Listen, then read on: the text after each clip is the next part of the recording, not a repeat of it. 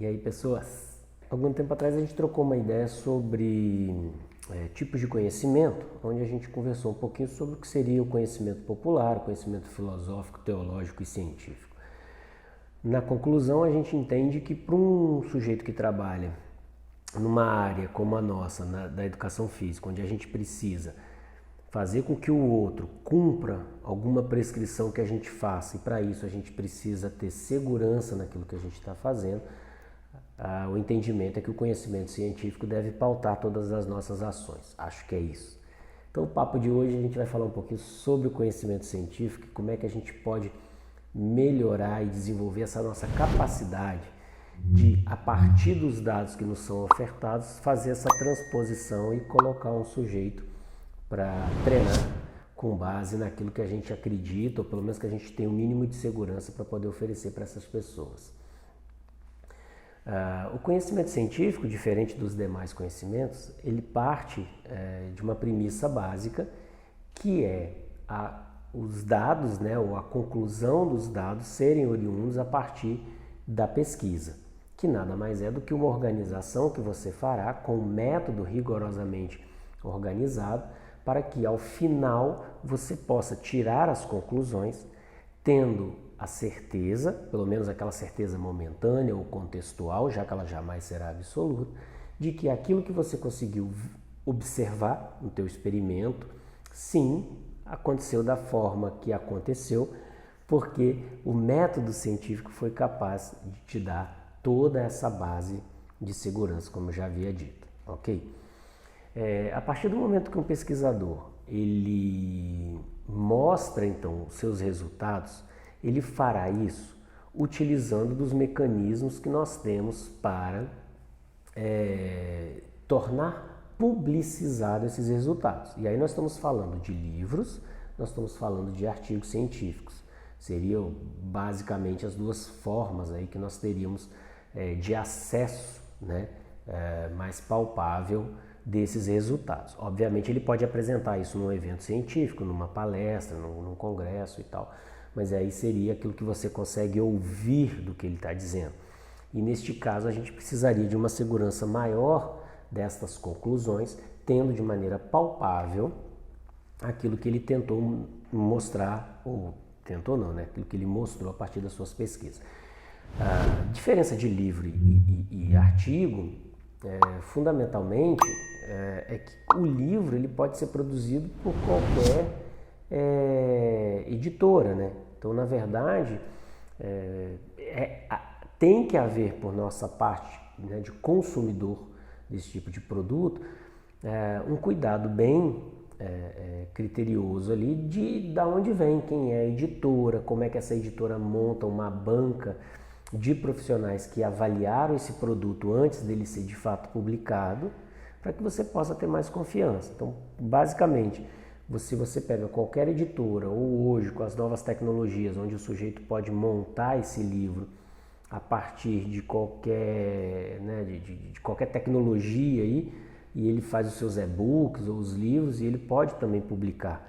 Então, basicamente, não é qualquer livro que tem toda a segurança de que o que está sendo publicado ali passou por um critério científico. Mas o livro é e deve ser sempre valorizado como um material para que a gente possa consultar. O único cuidado, volto a falar, é você perceber da onde esse livro é originário, né? Da onde ele foi publicado. Com relação ao artigo, aí a coisa fica um pouquinho mais complexa. Também no sentido de você ter certeza de que aquilo que você está lendo pode sim ser um material usado para que você tenha base para sustentar as suas decisões. O artigo científico ele é publicado no que nós chamamos de revistas científicas ou periódicos, né? E esses periódicos, para existirem, eles têm alguns critérios. Então, no Brasil, você tem N periódicos, e aí começa então um pouco da complexidade, né? Então, vamos a um exemplo. Quando você fala assim, olha, eu tomei a decisão de fazer uma determinada prescrição para um sujeito porque eu vi num artigo, né? Então, estar num artigo é um bom começo, mas a questão é, da onde vem esse artigo? Ok? Então, que periódico é esse? Então, os artigos científicos, eles são avaliados no Brasil a partir do Qualis CAPES. Ou seja, a CAPES, né, faz parte do Ministério da Educação, ela cria o Qualis. Isso pode ser encontrado, se quiser digitar aí Qualis CAPES, né, no Google vai te levar, você faz uma busca e vai te levar para esse nível de classificação que é feito por letras, né? Então você tem artigos nível A, nível B, nível C. Artigos não, perdão. Você tem os periódicos, né? Nível A, B, C e tal. Esses níveis, eles vão variar de acordo com os critérios que a CAPES coloca e a partir daí analisa por área de atuação. Então muitas vezes você tem um periódico que para a área da educação física não é bem avaliado, mas ele é uma nota A para aquela área específica ao qual ele pertence. Então isso pode variar bastante, né? Eu só aviso isso para você ter o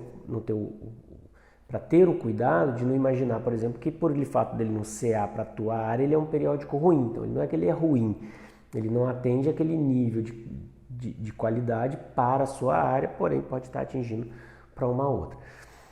O fato é que quanto melhor a qualidade, o Qualis, né, para a tua área, mais indicado, evidentemente, esse periódico fica para que você tenha por base, e aí a gente vai acreditar, obviamente, que os artigos que são publicados ali também são de melhor qualidade.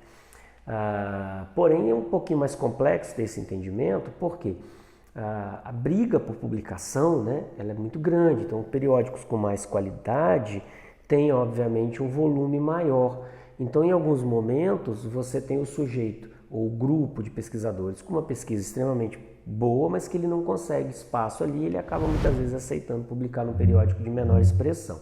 Então, é óbvio que não é garantia de sucesso que sempre que um periódico de menor qualis tem um artigo, a gente acreditar que todos os artigos que estão ali também serão ruins. Não é nisso que a gente está questionando. Mas, de qualquer forma, já é também um bom indicativo. Em nível internacional, nós temos o fator de impacto, né, que é uma outra métrica que é usada, e aí essa métrica também dá um nível aí de qualidade para o periódico, e aí a gente interpreta que quanto melhor o periódico, melhor o artigo.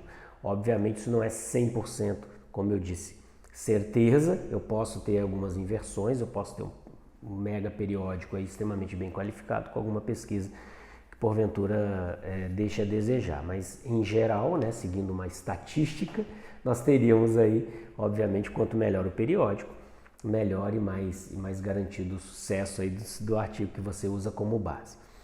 Uma outra questão que precisa ser analisada é o modo como você vai lidar com esse artigo. Então, por exemplo, eu tenho artigos que fazem uma experimentação de um determinado assunto ali, de um determinado problema que foi analisado, e é um trabalho.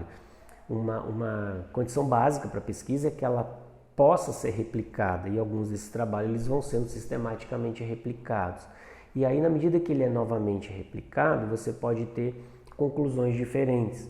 Então, muitas vezes, se basear em um único artigo para a sua tomada de decisão pode te levar a incorrer num erro. Obviamente, a ciência já deu conta de resolver isso aí também. Então, nós temos as revisões bibliográficas, nós temos as meta-análises, né?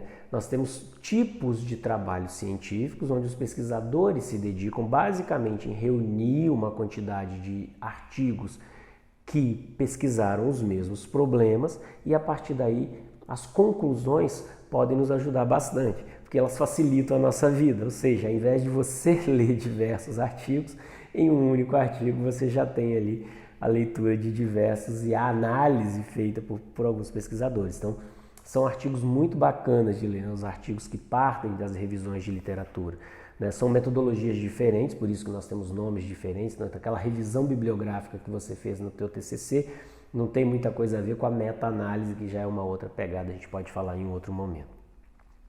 De qualquer forma, era esse o recado que eu queria deixar para a gente, né? Veja, então eu tenho conhecimento científico pautado pela ciência. A partir daí, essa ciência, então, se debruça em diversos tipos metodológicos de pesquisa.